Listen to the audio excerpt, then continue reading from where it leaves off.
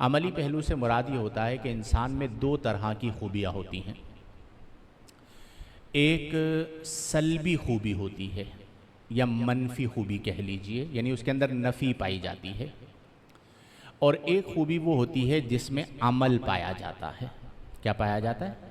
مثال کے طور پر ایک شخص ہے جس نے کسی کو قتل نہیں کیا، تو یہ قتل نہیں کا مطلب کیا ہے؟ منفی ہے کہ قتل نہ کرنا پایا گیا. ایک شخص ہے جس نے کسی کو نقصان نہیں پہنچایا، یہ بھی ایک خوبی ہے، لیکن اس میں نہیں کا پہلو ہے کہ اس نے نقصان نہیں پہنچایا. ایک شخص ہے جس نے کسی کا مال ہڑپ نہیں کیا، تو یہ خوبی ہے، لیکن نہیں ہے کہ اس نے مال ہڑپ نہیں کیا، غصب نہیں کیا. یہ منفی پہلو ہیں یا منفی خوبیاں ہیں یا سلبی خوبیاں ہیں. ایک یہ ہے کہ اس نے ٹھیک ہے کسی کو قتل تو نہیں کیا، لیکن کیا کسی کو قتل ہونے سے بچایا؟ اگر قتل ہونے سے بچایا تو یہ مثبت خوبی ہے، عملی پہلو ہے. اس نے کسی کا مال نہیں کھایا، اچھی بات ہے، لیکن کیا اس نے کسی غریب اور مسکین کی مدد کی؟ یہ عملی پہلو ہے. اس نے کسی کو نہیں مارا، لیکن کیا اس نے کسی اور کو مار کھانے سے بچایا؟ اس نے کسی کے ساتھ برائی نہیں کی، نہیں ہو گیا، لیکن کیا اس نے کسی کے ساتھ اچھائی کی؟ یہ ہے مثبت پہلو. تو جب ہم نبی کریم صلی اللہ علیہ وسلم کی سیرت طیبہ کے عملی پہلو کی بات کرتے ہیں تو عملی پہلو سے مراد کیا ہے؟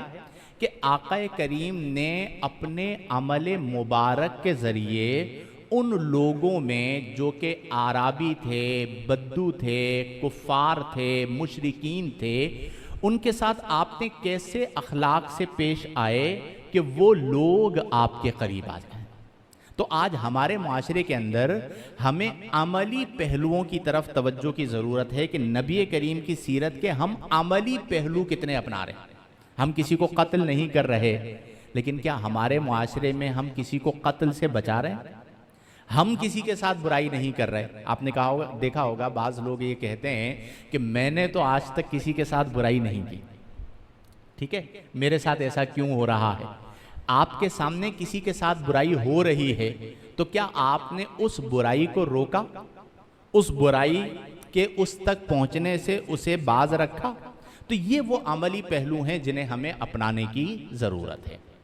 ہمارے پیارے آقا کریم علیہ افضل الصلاۃ والتسلیم کے بارے میں جو آیہ مبارکہ میں نے آپ کے سامنے پڑھی، اس میں اللہ کریم نے فرمایا کہ وَإِنَّكَ، اے محبوب صلی اللہ علیہ وسلم، اِنَّكَ، بے شک آپ، وَإِنَّ لَكَ، بے شک آپ کے لیے، لَأَجْرًا، ایک ایسا اجر ہے، غیر ممنون، جو ختم ہونے والا نہیں. کیسا اجر ہے؟ جو ختم ہونے والا نہیں ہے، یعنی آپ کو اللہ نے ایسا اجر عطا فرمایا جو ختم ہونے والا نہیں ہے، وہ جاری رہے گا. اس کے بعد فرمایا وَإِنَّكَ، اور اے محبوب صلی اللہ علیہ وسلم، بے شک آپ، لَعَلَىٰ خُلُقٍ عظیم، خلق عظیم کے عظیم ترین منصب پر ہیں. اب اس آیہ مبارکہ میں دو جملے ہیں. پہلا جملہ ہے وَإِنَّ لَكَ لَأَجْرًا غَيْرَ مَمْنُونَ، پھر اس کے بعد واو آ رہا ہے، وَإِنَّكَ لَعَلَىٰ خُلُقٍ عظیم. اب عربی زبان میں یہ جو واو آیا ہے اسے کہا جاتا ہے حرف عطف، اور اس سے پہلے اور اس کے بعد جو دو جملے ہوتے ہیں وہ معطوف علیہ اور معطوف کہلاتے ہیں. ٹھیک ہے، تو حرف عطف درمیان میں آیا اور پہلا اور دوسرا جملہ آپس میں معطوف علیہ اور معطوف ہو گیا.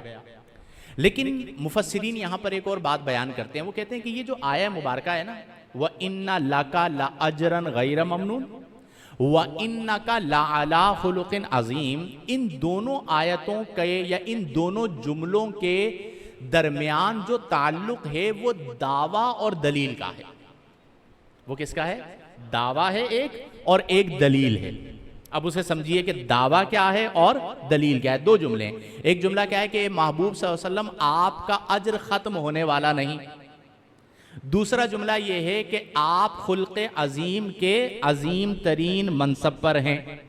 تو مفسرین فرماتے ہیں کہ اشارۃ النص سے یہ بات سمجھی جائے کہ پہلا جو جملہ ہے کہ اے محبوب صلی اللہ علیہ وآلہ وسلم، بے شک آپ کا اجر ختم ہونے والا نہیں، یہ دعویٰ ہے۔ یہ کیا ہے؟ دعویٰ ہے کہ اللہ نے دعویٰ فرمایا کہ اے محبوب آپ کا جو اجر ہے وہ ختم ہونے والا نہیں ہے، یعنی جاری رہنے والا ہے۔ اب اس دعوے پر دلیل کیا ہے؟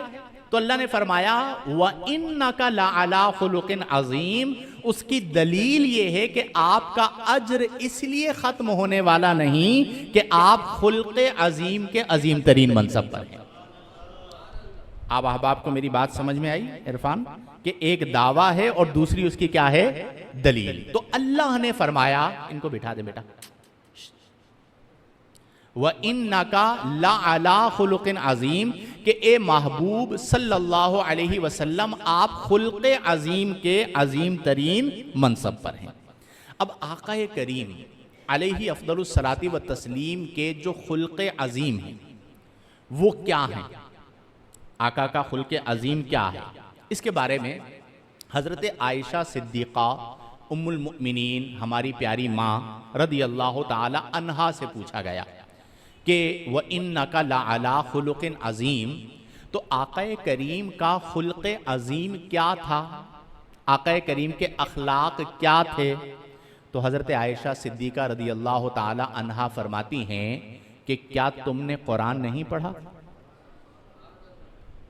کیا تم نے قرآن نہیں پڑھا؟ عرض کیا بالکل پڑھا ہے۔ تو فرمایا وہ جو قرآن تم نے پڑھا ہے کانا خلقہ القرآن، وہ پورا قرآن میرے آقا کے اخلاق حسنہ ہیں۔ یعنی آپ قرآن پر عمل کرتے ہیں تو آقا کریم کے اخلاق کو اپناتے ہیں، آقا کریم کی سیرت کو اپناتے ہیں، آقا کریم کے کردار کو اپناتے ہیں، اور آقا کریم کی سیرت طیبہ کے عملی پہلوؤں کو اپناتے ہیں۔ اب خلق کی اہمیت کتنی ہے؟ ایک حدیث میں پڑھ رہا تھا کہ آقا کریم صلی اللہ علیہ وسلم، اچھا یہ جو موضوع ہے ابھی میں انشاءاللہ سیرت النبی کے جو عملی پہلو ہیں یہ ہم کئی خطابات اس پر چلائیں گے ون بائی ون کہ کون کون سے عملی پہلو ہیں، ہمیں انہیں اپنانا ہے۔ آج تمہیدی گفتگو میں خلق عظیم کی بات ہو رہی ہے، اور یہ موضوع اس لیے بھی اہم ہے کہ آج ہمارا معاشرہ بہت تیزی کے ساتھ بد اخلاقی کی طرف جا رہا ہے۔ آپ یوں سمجھیے کہ اس وقت مین اسٹریم میڈیا کو آپ لے لیجئے، سوشل میڈیا کو آپ لے لیجئے، اس وقت کی جو ہماری انوائرمنٹ ہے، ہمارا جو گلیوں کا ماحول ہے، بازاروں کا ماحول ہے، علاقوں کا ماحول ہے، اسی طرح کمپنیز کا ماحول ہے، اداروں کا ماحول ہے، اس میں تیزی کے ساتھ بد اخلاقی آ رہی ہے۔ تو ہم سب نے اخلاق سیکھنے ہیں تاکہ ہمارے معاشرے سے یہ بد اخلاقی ختم ہو اور بہتری آئے۔ اب یہ اخلاق